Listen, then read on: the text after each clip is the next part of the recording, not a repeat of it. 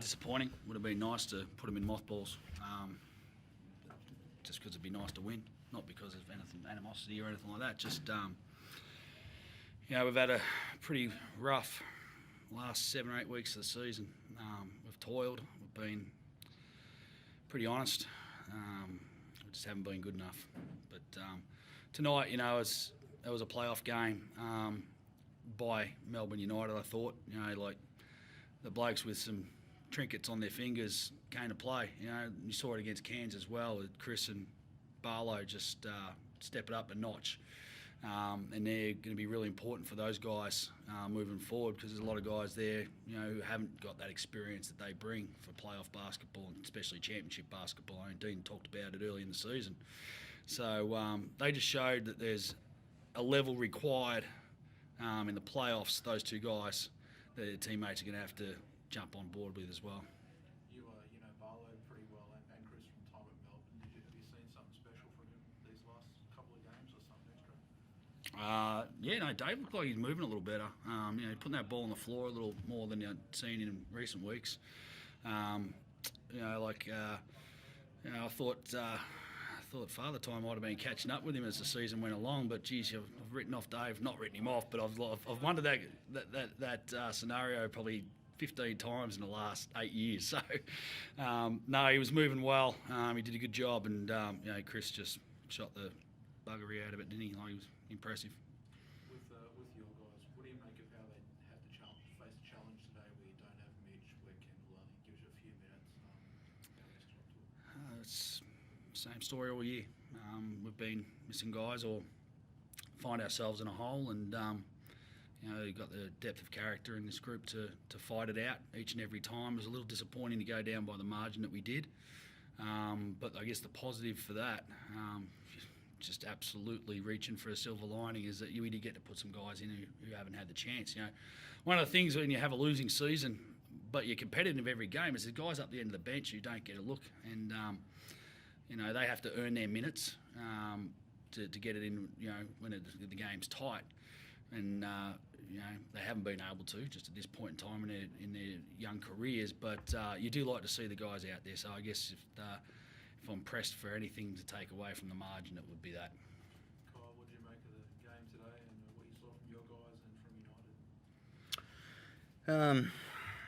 Similar, story all year. It's just, those small little breakdowns and things, and as I said, probably the similar thing that you've heard all year. But I think one thing for our group is, as Simon said, is we've always got that next guy up, and whether it's been creaky down, tied down, our backs been against the wall, we've always had other people step up, and I think that's a sign of a really good culture and a really good team, that next guy up, whether he's the most talented or not, they step into that role and they do their job. I think that speaks wonders of our group.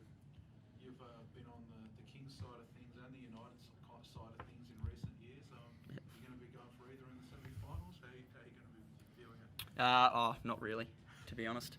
Not going to pick a side. Wanted Phoenix to be there, and I think the best team will obviously win, and I think it's going to be a great series nonetheless on both sides of the draw, and then that grand final too. I think that's going to be great viewing as a fan of basketball. So looking forward to watching that one for sure. Simon, teams in the NBL can be quite fluid with player movement and whatnot, but how do you avoid this last bit of the season sort of flowing into your off-season or pre-season? A bit of momentum would have been a nice fillip, I guess, for a losing season. Yeah, I mean, it's easy to look at wins and losses and say they tanked the back end of the season. We just come off a tough loss against New Zealand, whereas the scores are, we had a lead. We've probably been even maybe had a lead in the last 2 minutes of virtually every game. I mean, not tonight, but virtually every game. So that tells you you're not far off. You can look at the record and say 9 and whatever the hell we are and say you're miles off, but we're not. We're moments off.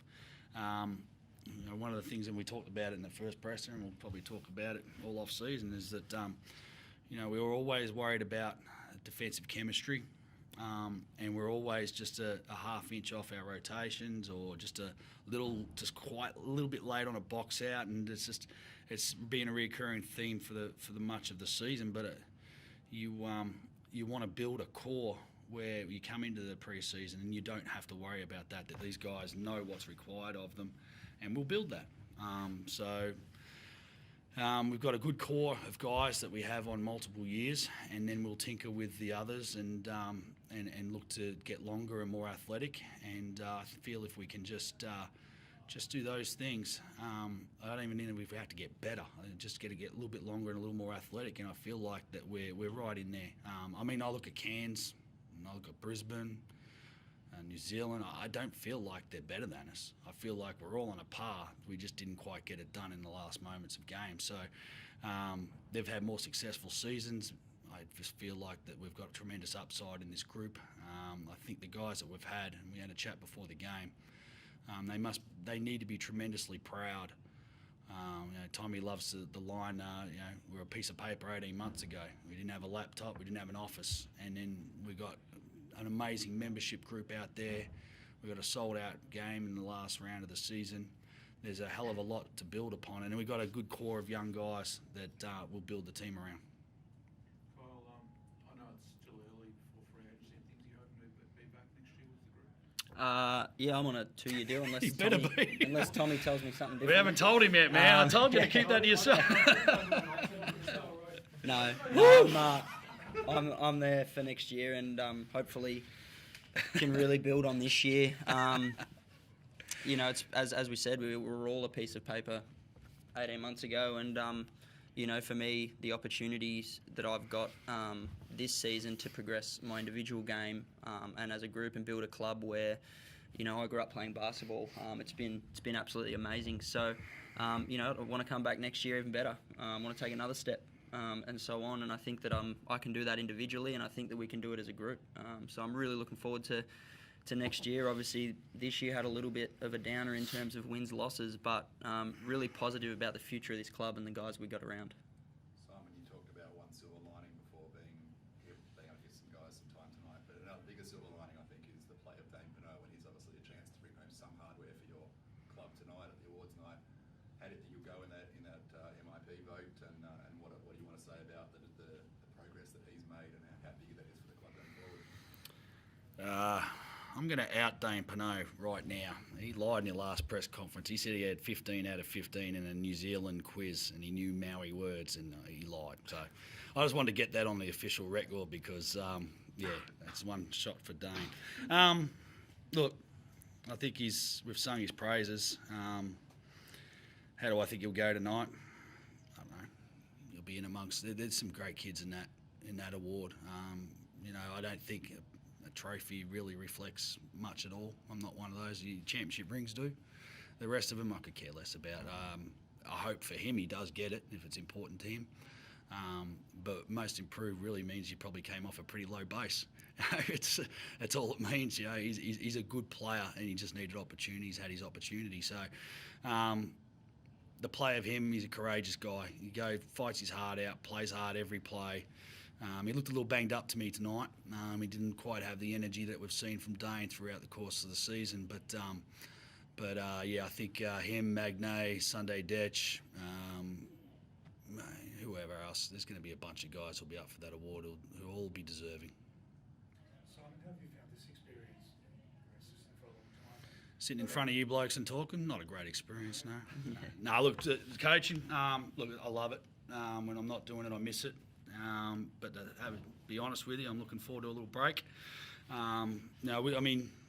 It's been a tremendous experience that I've shared with Tommy and the guys that I hope to never replicate. I hope I never have to go to a starting franchise again. I hope I'm here for a long time. I hope we have tremendous success in 25 years' time. I'll be an old man sitting in the chair watching the Phoenix play.